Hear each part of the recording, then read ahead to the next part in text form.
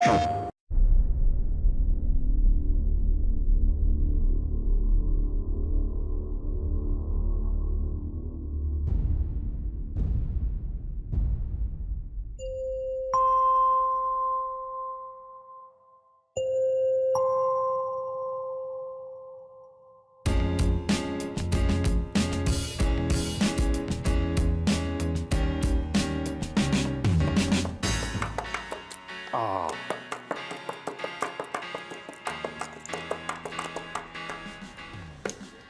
We don't want to be just a factory game studio. That's not what we started here. We're a game studio made of gamers. The decisions we make, the products we make are based on what we want to see when we're on the couch, when we're in our dorm room or den or whatever we're playing. It's games by gamers, and that's kind of a big tenet of what we do here at Lightbox. And we got him. I had the jump on that guy, too. There is a huge amount of ownership given to every individual in this studio. So the vision for the game is really a collaboration of everyone at Lightbox and at Sony, because they have a lot of input also. We've got an interesting relationship with Sony Santa Monica specifically. Our producer, Harvard, works as our contact and liaison for not only all of the Sony work that has to be done, but also the sharing and communication of techniques and process, not only from the God of War team to us, but vice versa.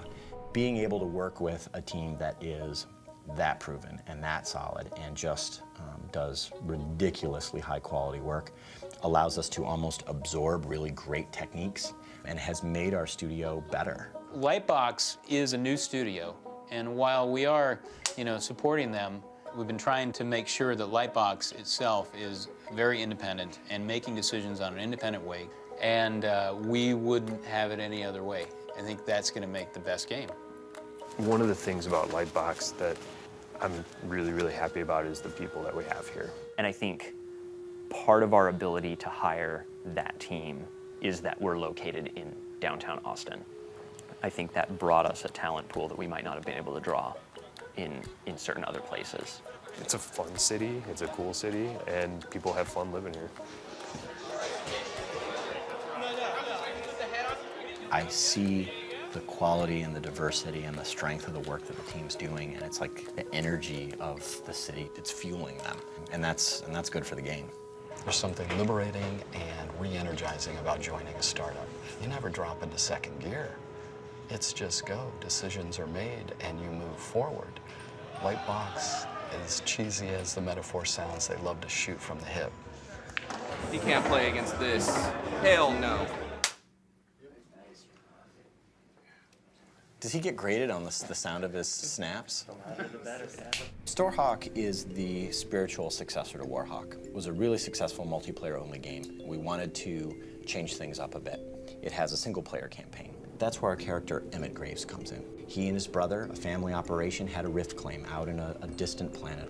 As is unfortunate and common in the frontier, an outcast warband rolled in and destroyed their extractor, and the rig exploded. As what happens with exposure to rift energy, both brothers were directly exposed. It's incredibly painful for Emmett, and now he bears the mark, the brand of an outcast warrior, and he became outcast himself. And so Emmett ended up being almost like a hired gun, like a gunslinger. So we have a Wild West situation happening out on the fringes of space. So we put those things together and we say, we feel like we're in a good position as a team and in terms of where the market for shooters is at right now, for us to do a game that's not super linear, that gives the player more empowerment to approach situations the way that he wants to approach them. The build and battle system is one part of doing that.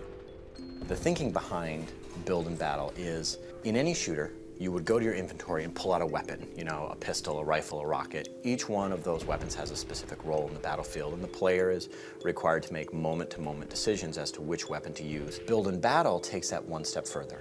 What would happen if the player could pick out a bunker or pick out a device that would spawn hawks? That's where we started to come in with these drops, right? These are enormous building drops, and what happens is they have huge cargo crates up in space that they can literally drop on a single spot on the ground, and you can see these buildings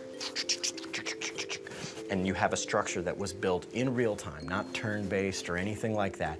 And then boom, there it is. Running around, shooting, but being able to build things while you're doing all this is really dynamic, and it makes for a very exciting experience.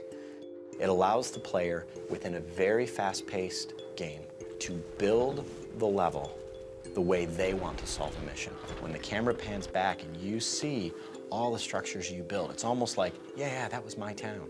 I built that. Oh, and I remember the battle over there. Fun.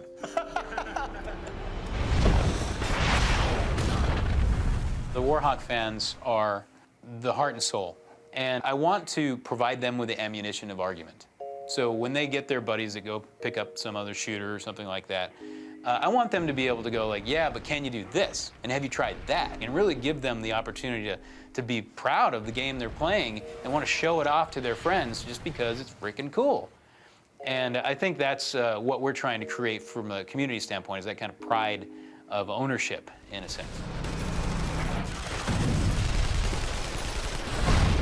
The work that's been done in the past year, it kind of blows my mind. Like, it's such a great, I don't know, I'm kind of belaboring the point in a very inarticulate way.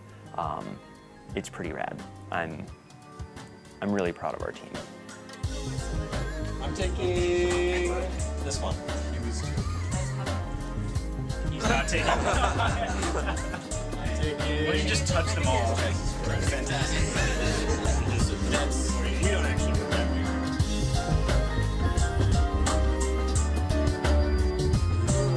To me, there were two lines that we really needed to avoid.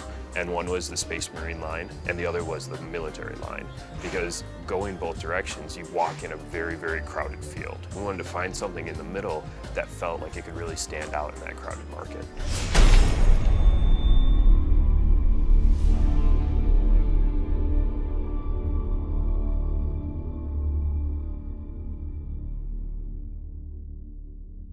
PlayStation